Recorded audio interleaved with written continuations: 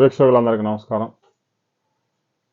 తిరుమల శ్రీవారి లడ్డూ ప్రసాదంలో జంతువుల కొవ్వు కలిసిందంటూ కూటమి ప్రభుత్వం అసత్య ప్రచారం చేస్తుంది అంటూ కూటమి ప్రభుత్వం మీద లడ్డూ ప్రసాదంలో పంది కొవ్వు జంతువుల వ్యర్థాల నుంచి జంతువుల మాంసం నుంచి తయారు చేసిన కొవ్వుతో లడ్డూ తయారు చేశారు అంటూ ప్రసారాలు చేసిన టీవీ ఛానల్స్, ఆ వార్తలు చదివిన యాంకర్ల మీద, ఆ టీవీ ఛానల్స్ అధినేతల మీద డిఎస్పి దేవరకొండ నాగవరప్రసాద్ అనే డిఎస్పి తుళ్ళూరు పోలీస్ స్టేషన్లో ఫిర్యాదు చేసి కేసు నమోదు చేయండి, విచారించండి, కూటమి ప్రభుత్వం దుష్ప్రచారం చేస్తూ ఉంది, శ్రీవారి లడ్డూలో ఎలాంటి పంది కొవ్వు కలపలేదు, జంతువుల మాంసం నుంచి తయారు చేసిన నూనెను కలపలేదని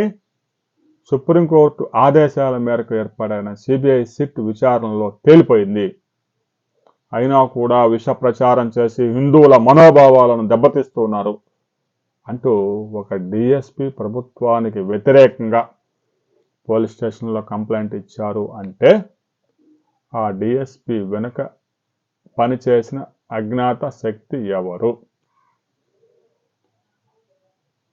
ఆ ప్యాలెస్ నుంచి వచ్చిన ఆదేశాల మేరకే ఆ డిఎస్పి తుళ్ళూరు పోలీస్ స్టేషన్లో కంప్లైంట్ ఇచ్చారు.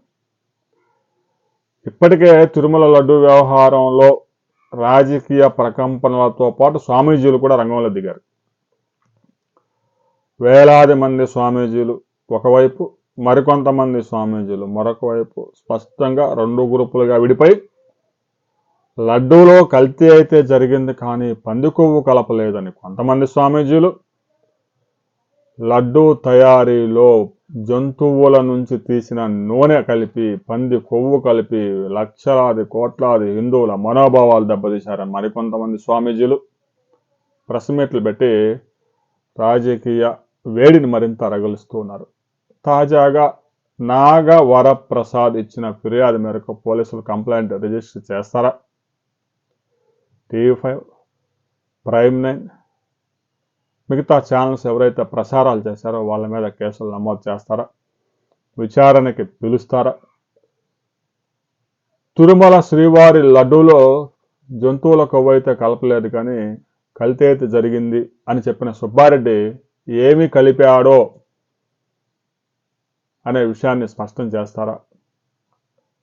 ఇక ఏకసభ్య కమిషన్ ఈ కల్తూ లడ్డు వ్యవహారాన్ని ఎటు తేల్చబోతా ఉంది అనే దానికి సంబంధించి మరిన్ని వివరాలతో మరో వీడియోలో మనం కలుసుకుందాం.